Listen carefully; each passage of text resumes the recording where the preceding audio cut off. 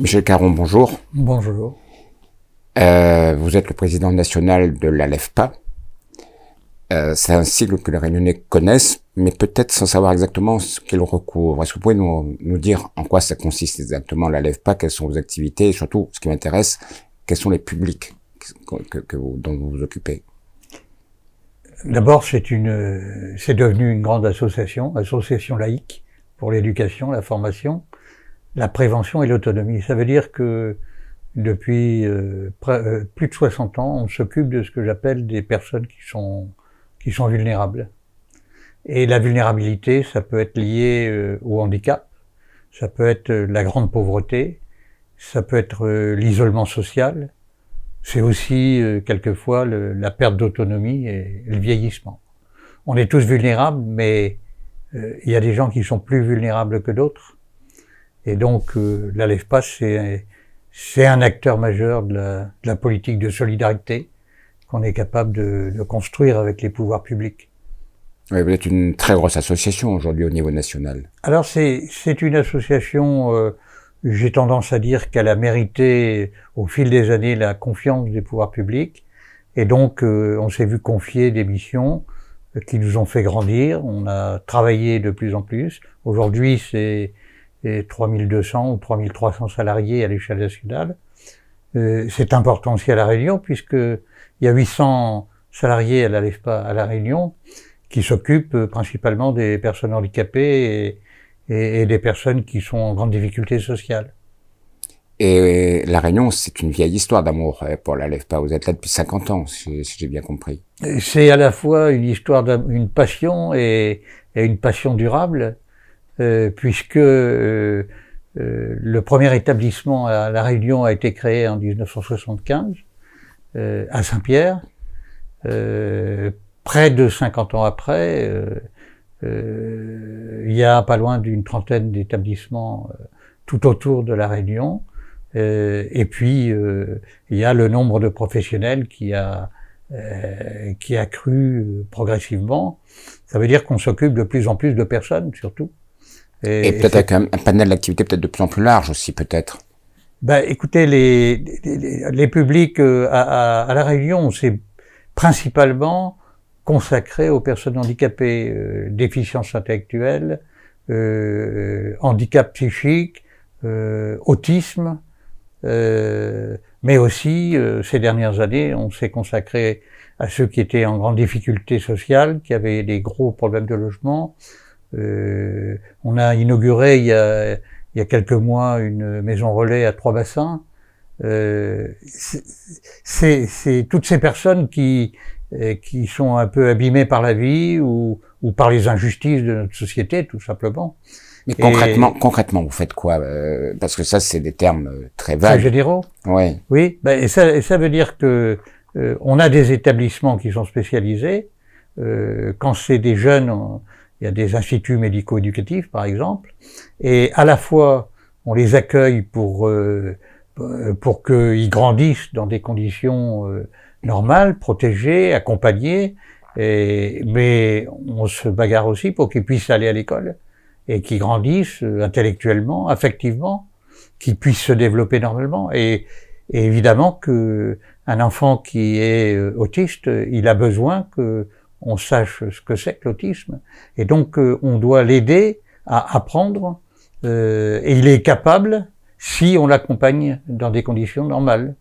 De la même manière, un adulte qui a des déficiences intellectuelles, il est capable d'apprendre à partir du moment où la personne qui l'accompagne, c'est un vrai professionnel, qui connaît les méthodes qui lui permettent d'apprendre et qui lui permettent d'accéder au travail, parce que beaucoup travaillent. À La Réunion, nous avons plus de 350 travailleurs handicapés qui sont accueillis dans nos établissements spécialisés. Alors, on l'a dit, hein, vous êtes à La Réunion depuis 50 ans. 50 ans, vous devez avoir un foule d'anecdotes à nous raconter. J'imagine que des gens qui sont rentrés chez vous il y a 50 ans, aujourd'hui vous les revoyez. Vous devez être particulièrement fiers de voir certaines réussites, certaines personnes qui s'en sont sorties grâce à vous quand même.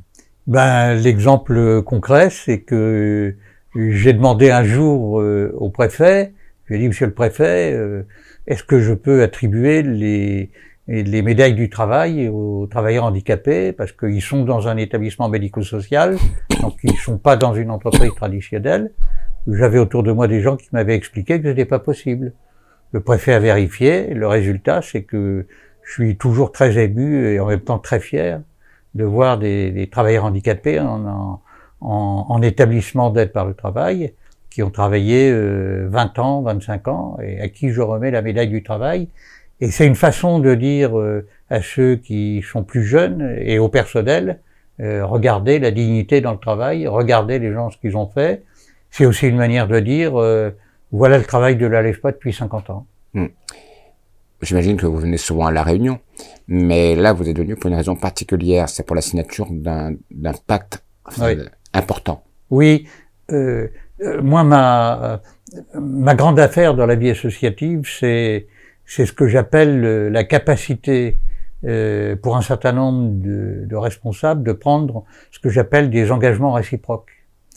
Des engagements réciproques, il se trouve que le conseil départemental et l'agence régionale de santé ont affaire à un métier qui est majeur, qui est de prendre soin des gens qui sont les plus fragiles dans notre société. Et je constate que nous avons eu une capacité de travailler ensemble et d'avoir confiance, avec des bons résultats, de sorte que on a signé ensemble un contrat pour les 5 ans qui viennent, qui permet à l'ALEFPA de travailler dans des conditions sécurisées, de confiance. 800 salariés, c'est une grande entreprise, on ne travaille pas au jour le jour. Et puis, les élus départementaux, au moins, ils savent qu'on travaille dans la durée. On va pas arrêter telle ou telle activité du jour au lendemain. Et puis l'agence régionale de santé, qui a une grande responsabilité sur la politique de santé publique dans notre pays, qui connaît les besoins de la Réunion, elle sait qu'elle a à ses côtés, et par voie de contractualisation, une association qui est crédible, qui prend des engagements et qui les tient. On fait le travail. Et quand on signe un contrat pluriannuel d'objectifs et de moyens, comme on l'appelle, et qui mobilise beaucoup d'argent public, il faut le mériter. Et pour moi, le grand événement de cette semaine, c'est cette confiance que nous a exprimée le département et l'agence régionale de santé en disant, voilà, on vous confie des moyens importants. 45 millions quand même. 45 millions quand même. Hein, c'est 45 millions d'euros.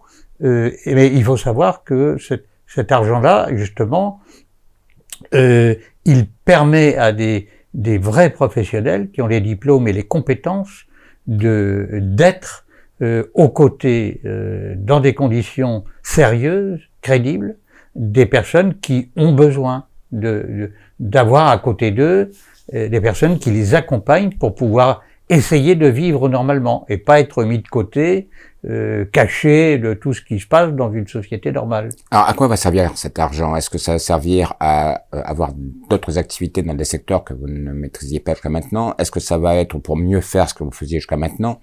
Est-ce que ça va être simplement de conforter, de sécuriser vos activités actuelles? Concrètement, ça va être quoi?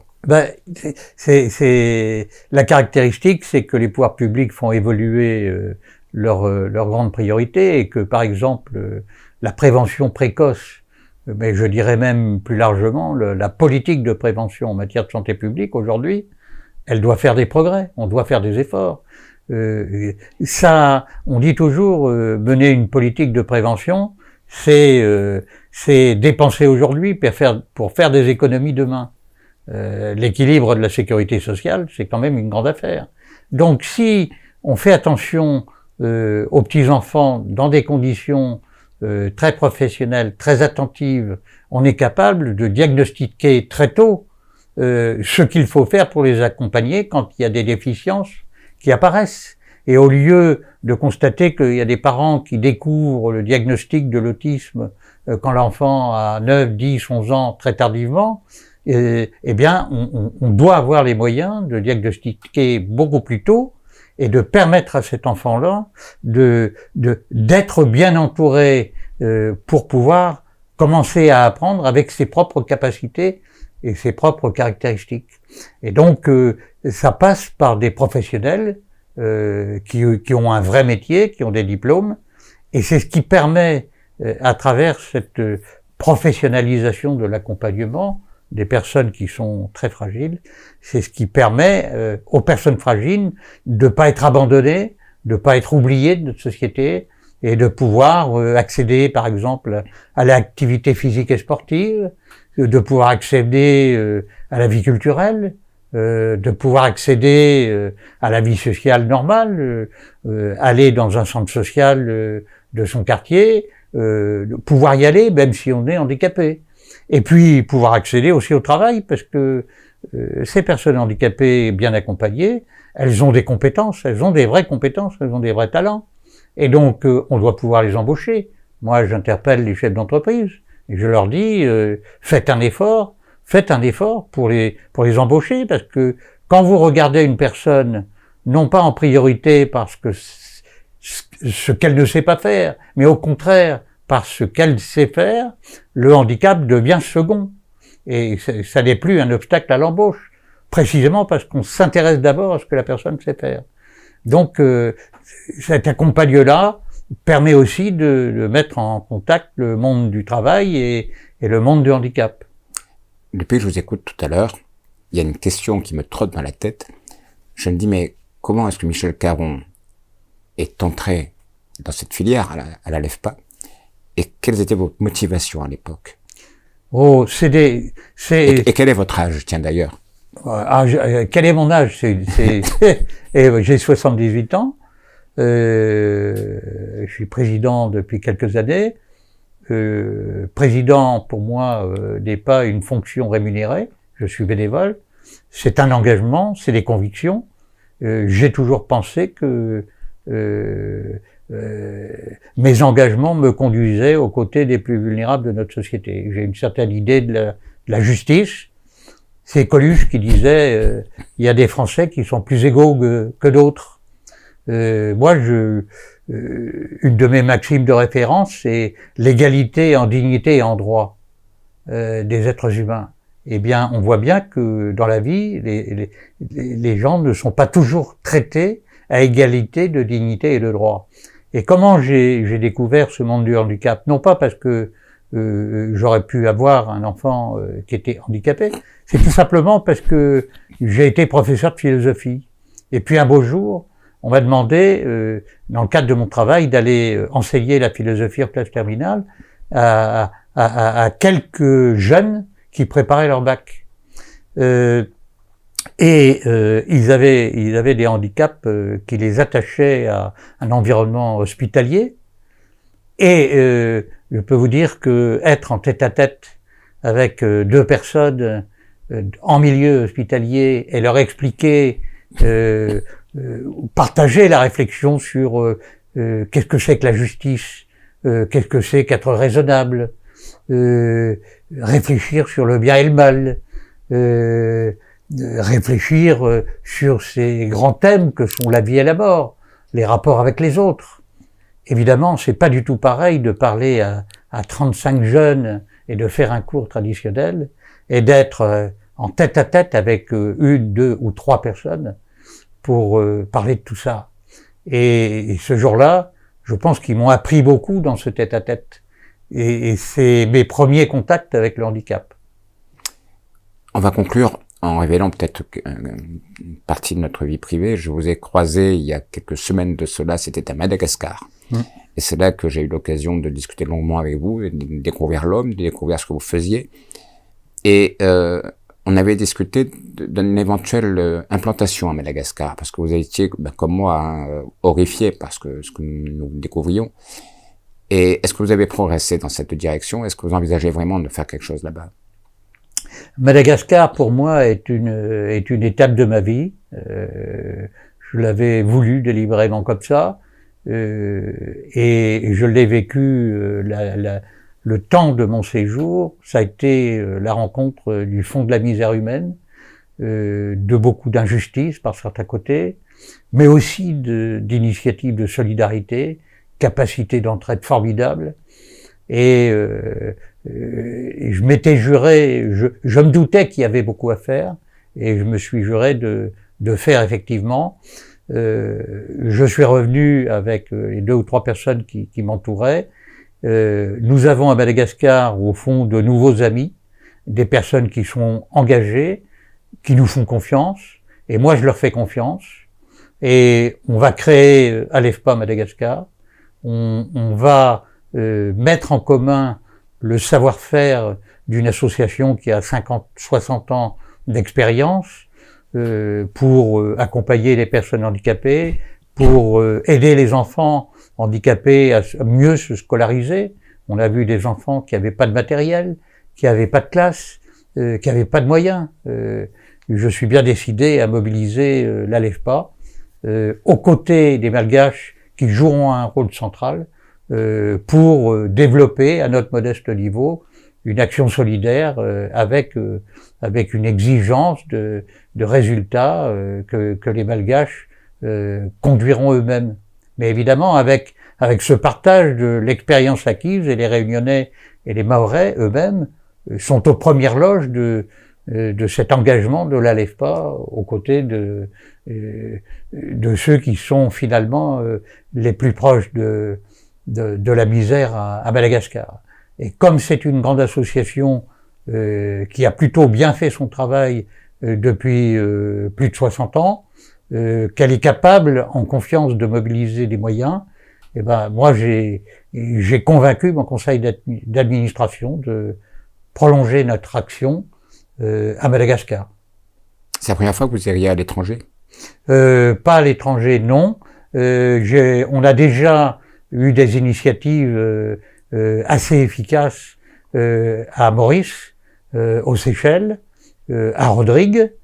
Par exemple, nous avons aidé l'État mauricien et une association de parents d'enfants autistes à créer le premier centre de diagnostic de l'autisme à Maurice. C'est quand même un résultat considérable. Deuxièmement, en assez peu de temps, nous avons aidé l'association de parents à créer des classes qui accueillaient des enfants et qui les scolarisaient. Et l'autisme, moi je suis allé m'asseoir à côté de ces petits enfants. J'ai vu comment on prenait soin d'eux, comment on les rendait capables d'apprendre. Et on découvre que les enfants autistes sont capables d'apprendre et d'aller très loin. On a fait la même chose aux Seychelles. Donc, pour moi, on parle de l'étranger, mais pour moi, je crois qu'il y a une vraie communauté dans l'océan Indien. Il y a une relation qui m'a accroché et qui m'a motivé profondément. Et avec toute l'équipe réunionnaise, on trouve que c'est notre devoir de nous ouvrir à cette réalité de l'océan Indien. Monsieur Caron, merci. Merci beaucoup.